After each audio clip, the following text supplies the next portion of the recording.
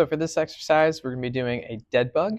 All right, I'm going to show you the setup first, and then there's several variations that I'm going to go through for each video so that you can see the different variations to make it easier or harder. For this one, we're going to start with the easiest variation. Okay, so for the setup, you're going to be on your back. A firm surface is preferred.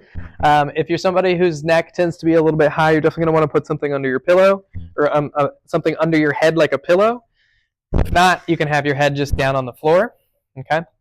For this variation, for all of the variations of dead bug, you want to make sure that you're engaging the core properly and not using some of the compensatory musculature.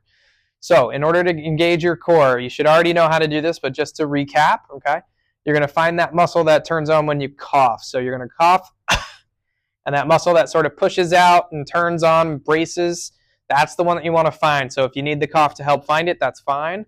But if you can find it without, you're going to turn it on. Now it's going to be nice and firm.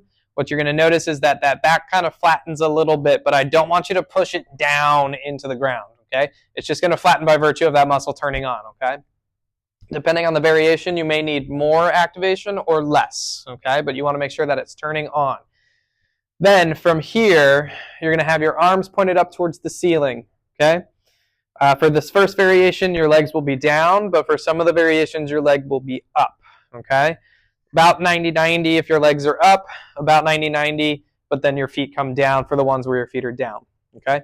Either way, that core stays on, all right? And then you're going to move one arm and one leg at a time, or one leg or one arm by themselves, okay? When you're doing this exercise, you want to make sure that your pelvis stays flat. So as you drop one arm or you drop a leg, you're not just twisting and going towards that side or going towards that side at the top. Okay? Everything needs to be nice and stable. So basically, your torso is not moving or changing as you're moving your legs or your arms or both opposites. Okay? For the second variation, legs are still down, arms are still up, but this time instead of your arms moving, we're going to slide your leg out until it's all the way straight, and then bring it back up. And you're going to alternate left to right. Now I'm lifting my foot a little bit so my shoe's not catching at home. You're going to make sure that you're keeping that foot down all the way, so you might want to put on a sock or throw a towel under your foot if you have your shoes on. Something that's going to make it slide a little easier.